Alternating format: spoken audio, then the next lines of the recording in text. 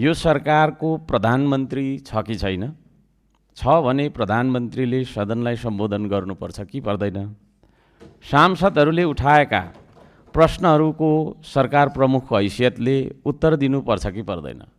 संसदमा उभिएर सांसदहरूको उत्तर नदिनु भनेको जनताका प्रश्नहरूको उत्तर नदिनु भन्ने बुझिन्छ। जनताका प्रश्नको उत्तर दिन नसक्नु भनेको अयोग्यता र असक्षमताको नमुना हो। के हाम्रो प्रधानमन्त्री अयोग्य र असक्षम बन्नुभएको हो त? जनता सरकारदेखि नै असुरक्षित महसुस गरिरहेका छन्। यो बेला जनता सरकारसँग डराएर बाँच्नुपर्ने हो। यही हो त लोकतन्त्र। जनताको जीवधनको सुरक्षा गर्न नसक्ने, सीमा रक्षा गर्न नसक्ने सरकारलाई कसरी सफल सरकार भन्न सकिन्छ? सीमावर्ती क्षेत्रमा छिमेकी मुलुकले गरिरहेको निर्माण कार्य नेपाल सरकारलाई सोधेर गरिरहेको हो या आफू खुसी निर्माण गरिरहेको हो? उदाहरण हामी महाकाली नदीको पारिपट्टिको तटमा भइरहेको निर्माणलाई हामी देख्न सक्छौँ। सरकार किन मूकदर्शक बनेको छ? यसको उत्तर सरकारले सदनलाई अथवा पत्रकार सम्मेलन गरेर जनतालाई दिएको राम्रो। बोल्न नसक्ने भगवानका मन्दिरहरू, गुम्बा, गिर्जाघर र विद्यालयहरू भत्काउनुको कारण के हो?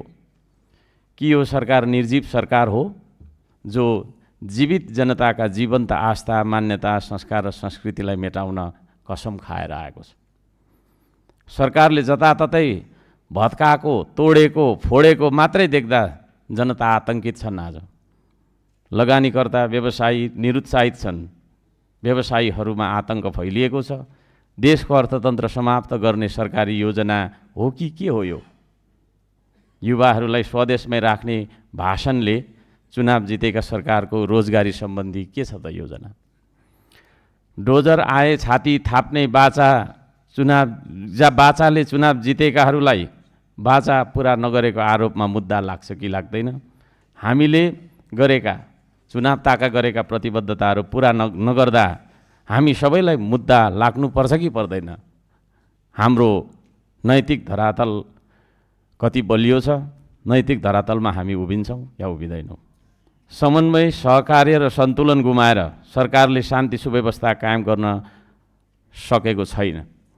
देशैभरि जनता आक्रोशित र आन्दोलित छन्। आज आत्महत्या गर्ने सम्मको बाध्यता सरकारले निम्त्याएको छ। अब कसरी शान्ति सुरक्षा कायम गर्छ यो सरकारले? विदेशी ऋण, डोजर, आतङ्क, प्रहरीको लर्को, बुट, लट्ठी र बन्दुक मात्रै देखाएर सरकारले कस्तो खालको सुशासन र विकासको नमुना देखाउन खोजेको? वीरगञ्ज, गण्डक चोकदेखि मितेरी पुल, बुटवल, हेटौडा, काठमाडौँका सामाखुसी, सीतापाइला लगायत देशैभरिका स्थानहरूमा बाटोको मापदण्ड भन्दै घर भत्काउँदै आतङ्क फैलाउँदै जनताको निजी सम्पत्ति माथिको आक्रमण कहिले रोक्छ यो सरकारले? कि सबै घर भत्काएर बालुवाको रासमा देशको विकासको खाका कोर्ने हो? यसको उत्तर हामीलाई चाहिन्छ। दृष्टिविहीनहरूका र असहाय, रोगी, अपाङ्गता भएका व्यक्तिहरूका लागि सरकारले के त्यस्तो विशेष योजना अगाडि सारेको छ? नेपाल आफैमा बहुसांस्कृतिक पहिचान बोकेको सांस्कृतिक देश हो। ताप्लेजुङको मुकुमलुङ पाथिभरा देवी दर्शन गराउने न्युमा केवल कार निर्माणको नाममा धार्मिक, सांस्कृतिक र प्राकृतिक सम्पदामाथि केही सीमित व्यक्तिहरूको स्वार्थमा भइरहेको अतिक्रमणलाई किन देखेन यो सरकारले? कहिले रोक्ने त्यो विनाशलाई? आम जनताले तिरेको राजस्व, राज्य कोष, विकास, निर्माण र सुशासनमा लगानी गर्नुपर्ने हुन्छ। सहकारी ठग्नेहरूको जायजथाबाट असुलेर तिर्नुपर्ने पैसा अहिले राज्य कोषबाट सहकारी पीडितलाई तिर्ने निर्णय सरकारले गरिरहँदा सरकार कुन बाटोमा छ? आज हामीलाई उत्तर चाहिन्छ। गाउँलाई विकासका पूर्वाधार नदिएर काठमाडौँ केन्द्रित बसाइसराइका कारण देखिएका अव्यवस्थित बसोबासको समस्यालाई कम गर्न गाउँ केन्द्रित विकासको नीति सरकारले लिएको छैन। त्यो नीति बनाओस् भन्ने सल्लाह पनि दिन चाहन्छु। हामी देश विकासका लागि भनेर यहाँनिर सदनमा धेरै बोलिरहेका छौँ। तपाईभन्दा म जान्ने, म भन्दा तपाईँ जान्ने भन्ने हिसाबबाट पनि यहाँनिर फर एन्ड अगेन्स्ट कुराहरू भइरहेका छन्। तर मलाई लाग्छ हामीमा के कमजोरी भयो? उत्तरतर्फको छिमेकीले हामीलाई 100-200 वर्ष अगाडि गइसक्यो छोडेर, दक्षिणतर्फको छिमेकीले पनि हामीलाई थोरैमा 80 वर्ष छोडिसक्यो विकासको दौडमा। हामीमा के कमजोरी भयो? मलाई लाग्छ नेपालीमा एउटा समस्या छ, हामी इमान्दार छैनौँ। हामी आजदेखि इमान्दार बनौँ। बस सबै नेपाली दाजुभाइ दिदीबहिनीहरूलाई अनुरोध गर्न चाहन्छु, हामीलाई केही न केही ठग्नु छ, केही न केही छल्नु छ है। एउटा सानो कर्मचारीदेखि लिएर राजनीति गर्ने तपाईँ हामी जस्ता झुटो बोल्नु छ, मौका यही हो भनेर मौकामा चौका हान्नुपर्छ भन्ने हाम्रो मनोविज्ञानका कारणले गर्दाखेरि आज जति नै राम्रो नीति हामीले बनाए पनि, जति नै राम्रो कार्यक्रमको बारेमा छलफल गरे पनि हाम्रो नियत ठिक नभएको कारणले नेपालीले उन्नति गर्न सकेन भन्ने निचोड चाहिँ मेरो हो। त्यसो भएको कारणले गर्दाखेरि बिना स्रोतका सम्पत्ति जोड्ने, भ्रष्टाचार गर्ने, आर्थिक भ्रष्टाचार, नीतिगत भ्रष्टाचारदेखि लिएर अनेक परेका छैन ठगी गर्ने, त्यो ठगीमा प्रत्यक्ष अप्रत्यक्ष रूपमा संलग्न बन्ने, त्यसको तपाईँको त्यसको प्रतिशतले हामीले चाहिँ के अरे आफ्नो जीव पालिराख्नुपर्ने यो चलनको हामीले अन्त्य नगरुन्जेलसम्म यस्ता सदनहरू थुप्रै गठन हुन्छन्, हामी जस्ता सांसद थुप्रै आउँछन् जान्छन्, सरकारहरू बन्छन्, विघटन हुन्छन्, तर हामीले प्रगति गर्न सक्दैनौँ। आज हरेक मान्छेलाई ठग्नु छ यो देशमा, मैले देखेको। त्यसो भएको कारणले गर्दाखेरि यो ठग्ने चलनको अन्त्य नगरिकन, हामी इमान्दार नबनिकन नीति तथा कार्यक्रमको ठुलो यहाँ बहस भइराखेको छ। पुरानाले बनाएको नीति राम्रो कि नयाँले बनाएको नीति राम्रो? नयाँहरू भन्नुहुन्छ हामीले चाहिँ यस्तो गऱ्यौँ उस्तो गऱ्यौँ भन्नुहुन्छ, पुरानाले हामीले गरेको कपी गर्नुभयो भन्नुहुन्छ। तर ती सारा नीतिहरू तबसम्म सार्थक बन्दैनन् जबसम्म हाम्रो नियत सफा हुँदैन, जबसम्म हाम्रो नियत ठिक ठाउँमा आउँदैन। म यहाँहरू सबैजनालाई यो कुरा चाहिँ अनुरोध गर्न चाहन्छु, यहाँ एकले अर्कालाई अपमानित गर्न हामी यहाँ उभिएका होइनौँ। हामी सरकारलाई प्रश्न गर्छौँ, त्यसलाई सरकार पक्षले अन्यथा मान्नुपर्ने, प्रतिवाद गरिहाल्नुपर्ने भन्ने कुरा छैन। हामी सरकारलाई मार्गदर्शन देखाउँछौँ, हामी सरकारलाई यसो गरौँ उसो गरौँ भनेर सल्लाह दिन्छौँ।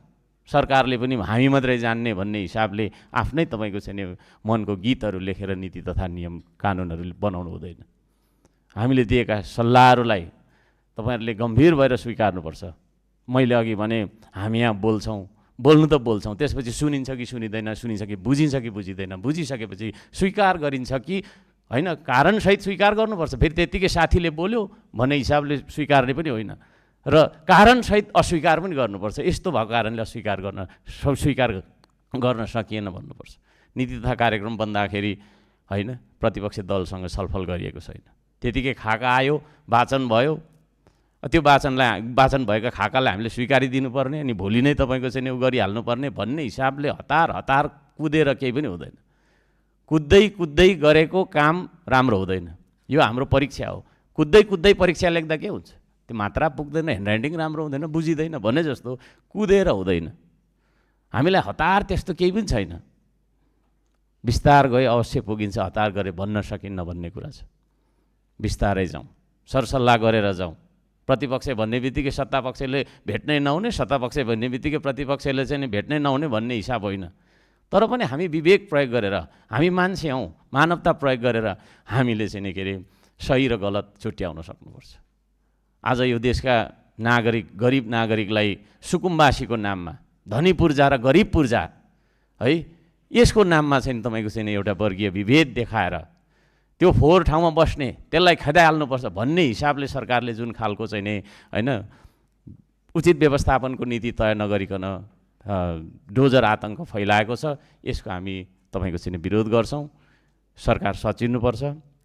हरेक मान्छेलाई मात्रै नभएर किराकिरी हरेक प्राणीलाई आफ्नो वासस्थान प्यारो हुन्छ, वासस्थान चाहिन्छ होइन। माछाको कुर हुन्छ, चराको गुँड हुन्छ, किरा फट्याङ्ग्राको पनि आफ्नो बस्ने ठाउँ हुन्छ भने मान्छे हो नि हामी त। हाम्रो प्रतिष्ठासँग जोडिएको घर 81 राज्यले आएर भत्काइदिँदाखेरि हामीमध्ये कसैलाई ठिक लाग्छ त? तपाईँ हाम्रो मोटर गाडी होला, कसैको बाइक होला, कसैको गाडी होला, ल कसैले आएर चाहिँ अहिले एकछिन यहाँ चोकमा गएर होइन खोसाएर लैजाओस्, तोडफोड गरिदियोस्, जलाइदियोस् त हामीलाई ठिक लाग्छ? एउटा नाथे गाडी त हामीलाई चाहिँ के अरे त्यत्रो प्यारो लाग्छ, हामीलाई ठिक लाग्दैन। त्यसो भन्दाखेरि हामी बसिरहेको हाम्रो सामाजिक प्रतिष्ठासँग जोडिएको हाम्रो वासस्थान, हाम्रो घर कुनै पनि बाहनामा नियम कानुन, यस्ता नियम कानुन बनाउनलाई नै हामी यहाँ आएको हो। सबै नियम तपाईँको चाहिँ के अरे ठिक थियो भनेदेखि व्यवस्था परिवर्तन हुँदैन थिए। समय सापेक्ष नियम कानुनलाई परिमार्जित गर्दै लानुपर्छ। तर हाम्रो नियम कानुन बनाउने तपाईँको मुख्य उद्देश्य केन्द्रबिन्दु भनेको मानवता, मान्छेको सेवा सुविधा हो। हामी गरिबलाई हेप्छौँ, गरिब बिना देश चल्छ, संसार चल्छ। काठमाडौँमा बसेका गरिबहरूलाई खेदाइहाल्नुपर्छ भन्ने किसिमको नीति अख्तियार गर्यो भने भोलि तपाईँको चाहिँ यहाँ घरहरू बन्छन्, बाटाहरू बन्छन्, फोहोर तपाईँको चाहिँ उठाउने काम हुन्छ। यहाँ तपाईँ हामीले गर्ने हो। म त रेडी छु, म त बेल्चा हानेरै आएको मान्छे हो। एनी टाइम एनिथिङ होइन, एनी वर्क। त तपाईँ रेडी हुनुहुन्छ? अहिले नाला सफा गर्न जाउँ भन्दाखेरि यहाँ तपाईँ आउनुहुन्छ? आउनुहुन्न। भनिसकेपछि हरेक वर्गका मान्छेको काम हुन्छ। यो कुरालाई पनि बुझ्नुपर्छ र त्यसरी नै मान्छेलाई चाहिँ सम्मान गर्न सकौँ, हामी आफू पनि सम्मानित बन्न सकौँ। म यो भन्न चाहन्छु। बत्ती पनि बलिसके जस्तो छ। धेरै कुरा म राख्न चाहन्न। हामी इमान्दार बनौँ, यति भन्न चाहन्छु। समयको लागि धन्यवाद। नमस्ते।